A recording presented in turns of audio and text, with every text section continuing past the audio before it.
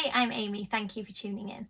Today I've decided, because we're well into spooky season now, that I'm going to do a video about my favourite slasher books and movies. I think that although the slasher genre sometimes gets a bad rep because it isn't necessarily the cleverest of genres sometimes, it isn't always the scariest, but I think some of the first horror films and books that I read had slasher undertones to them or were outright slashers. So I think I've always had a real soft spot for this genre, and it's something that I always come back to every Halloween and, to be honest, all the way through the year. And in honour of the slasher video, I'm wearing my new Freddy Krueger jumper dress, which I really love and came from EMP if anybody is interested. Not an ad, just a website and a jumper that I really like. So first up, I'm going to give you some book recommendations that have slasher feels to them, and then I'm going to tell you some of my favourite slasher movies. So my favourite slasher book that I've read recently, although it isn't that recent a book, is The Last Final Girl by Stephen Graham Jones. And I read this on my Kindle recently, and it is a real love story to slasher movies. So it is written almost like a screenplay, but as if almost it's a person telling you about a screenplay of a film. So you feel like you're watching a slasher film. It really makes you feel like it explores all the tropes in a really fun way. And because of the cinematic way that it's written, you just feel like you're there watching a film. I'd love to see it being made into a film, because I think it'd be interesting to see how the book that plays around with slashers could get put onto screen form. So really fun read if you want to read something that's quite quick, gory. The premise of it is that there are a bunch of final girls that go to the same school, and they end up on like the homecoming court. And the premise is which is going to be the last final girl left out of them, because people are getting killed by a killer who wears a Michael Jackson mask and calls himself Billie Jean, as you do. So really, really fun read if you're looking for something like that this spooky season. And the next book on my list is one that I've mentioned before. Lots of people have mentioned, but I can't do a slasher video without mentioning Clown in the Cornfield. And I really, really like the setup of this book is that a town has a real division between the teens of the town and the adults of the town, and a killer dressed as a clown starts to kill some of the people in the town. And I'm not going to say too much and spoil it, because I think there are lots of fun twists and turns that this book takes. I loved the small town setting. It felt really oppressive, and the fact that a mascot of one of the businesses in town that had closed down, Friendo, is what the killer dresses as. So I just thought that it is a fun read. I loved the teen characters and I really rooted for them. I think that that's something that sticks with me in a lot of slashers. If it's characters that I root for and an interesting premise, that is just a complete winner for me. So Clown in the Cornfield is definitely another top pick. Another book that I've heard recently is being made into a series, I think on Netflix, and there's Someone Inside Your House by Stephanie Perkins.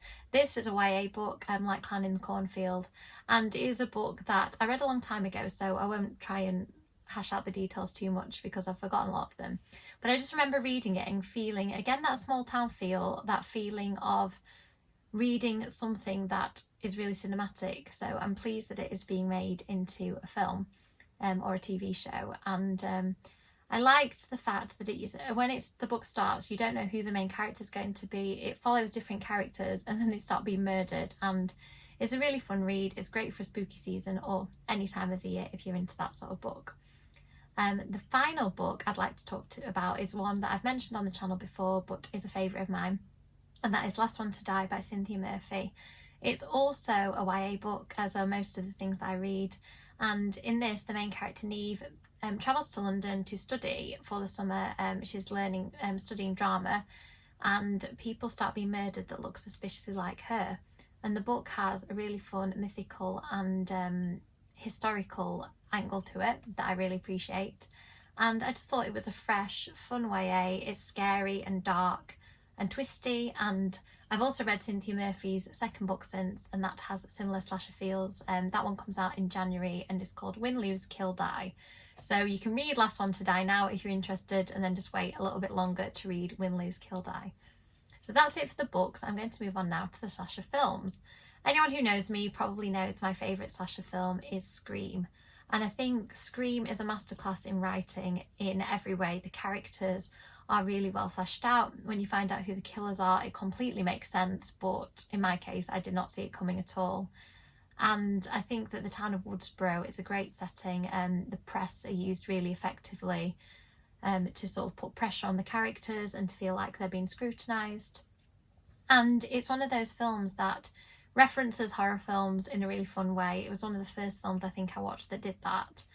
And I watched it as a teenager, so it was one of those times where I was really impressionable and I was just figuring out what I liked. And then Scream came along and that was it for me. I think I knew that slasher films were going to be one of the things I would love. So I've got really fond memories of watching Scream. I rewatch it at least once a year. And I think that when it comes to slashers, really, in my opinion, there isn't a better one. Some of the other slashers I like are probably not as well thought of in terms of craft, but I think are really fun. The first one is I Know It Did Last Summer. I think that the cast of that are all really gorgeous, which doesn't hurt. It stars Sarah Michelle Gellar, Freddie Prinze Jr., Ryan Philippe, and Jennifer Love Hewitt. And I remember as a teen sort of really idolising those actors, and then they're all put together in one film. It has that premise of somebody gets hurt at the start of the film, the teens are responsible, and then they start receiving threatening notes and increasingly creepy experiences happen to them, and they realise that they are potentially being punished for what happened last summer. And what I liked about this film is that it showed how a traumatic experience affected the characters in their lives, and it felt quite authentic. And although it has that kind of slick, light-hearted teen slasher feel, I think that there is a deeper element to it. And rewatching it recently, I realised quite how good the foreshadowing is, and how the twists, I think even now I've watched it a lot of times, the twists still seem really inventive and cool. The last film I want to talk about is Urban Legend. Now, I always really liked the idea of myths coming into books and TV shows and films, and that's one of the reasons why I incorporated myths into Mina and the Undead. And I think Urban Legend is probably my first experience of that a killer is murdering people in the style of urban legends, and the teens in the film are studying urban legends, of course, like they do in films. They're studying the thing that the film is about. So they're studying urban legends throughout America. And I really like, again, the young cast, had lots of cool people in, like Jared Leto. And I think that this is one of those films where the twist still makes me smile because it is really creative and I didn't see it coming. It's one of those that feels very of the time, like the music that plays and the things that the kids talk about feels very 90s, and I really like that. I like the fact that the 90s was a real moment for slasher films, and that was the time that I got into them. So I hope that that has given you maybe some new books that you might be interested to read this spooky season, or films that you want to watch. If you ever want to chat to me on social media about slasher films, please do, because I absolutely love talking about it. Thank you so much for watching. I really appreciate the support. I've been overwhelmed by the support for my Halloween content in particular, so I'm going to try to continue talking about the spooky subjects that I love, because it seems like other people are enjoying watching them too. So thank you again for your support, and I will have some more spooky content coming soon. Thanks.